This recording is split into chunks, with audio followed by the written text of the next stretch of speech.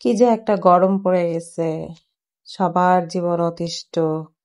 কি খাবো কি খাবো না, কোনটা খেলে ভালো লাগবে, কোনটা খেলে শান্তি লাগবে, একটু ভালো লাগবে, বা রান্না করব নাকি করব না, সেই চিন্তায় চিন্তায় সারাদিন কেটে যায়। যাই হোক, আজকে আমি নিয়ে নিলাম এই কচু শাক। এটা বাজারে অ্যাভেলেবেল, এখন মনে হয় একটু ভালোই পাওয়া যাচ্ছে। এটা অনেকেই চিনবেন, আবার অনেকে চিনবেন না। এটা হচ্ছে কি তিনকোনা কচু শাক।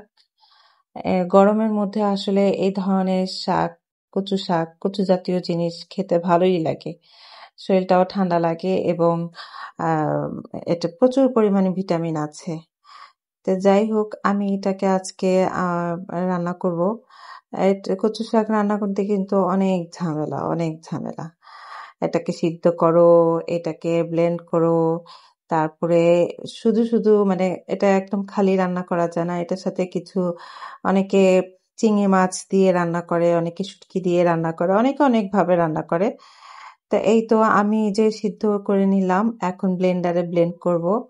ভাই, এই কচু রান্না করতে গিয়ে আমার ঘাম ঝরতে ঝরতে আমি গোসল করে ফেলছি। এত খারাপ অবস্থা হয়ে গেছিল আমার। এক হচ্ছে গিয়ে সব গরম গরম, এদিকে আবার বাইরে গরম, রান্নাঘর গরম, সব দিকে গরম। এই তো আমি এটাকে ব্লেন্ড করে নিলাম। ভালো করে ব্লেন্ড করে নিলে এটা এটা রান্না করতেও খুব ভালো হয়। আর এই যে আমি শুটকি নিলাম, শুটকি দিয়ে রান্না করব।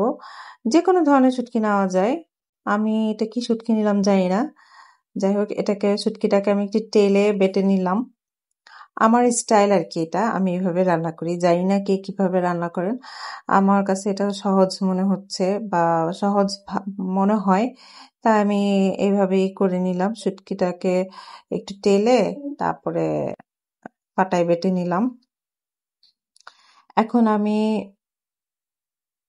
হুম এখন আমি পেঁয়াজ কুচি আর রসুন কুচি দিয়ে, এবং এই যে আমি সরিষার তেল দিয়ে দিলাম। সরিষার তেলে আর কচুটা কিন্তু, কচু শাক, যে কোনো ধরনের শাক সরিষার তেলে ভাজলে কিন্তু একটা আলাদা টেস্ট হয়।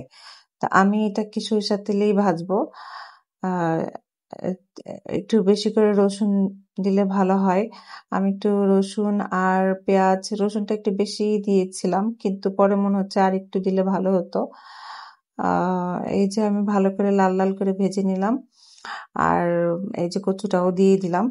এখন এটাকে ভালোভাবে ভেজে ভেজে ভেজে ভেজে এটাকে একদম শুকায় ফেলতে হবে, এটাকে একদম টেনে ফেলতে হবে। এই যে আমার আজকে দুপুরের রান্না।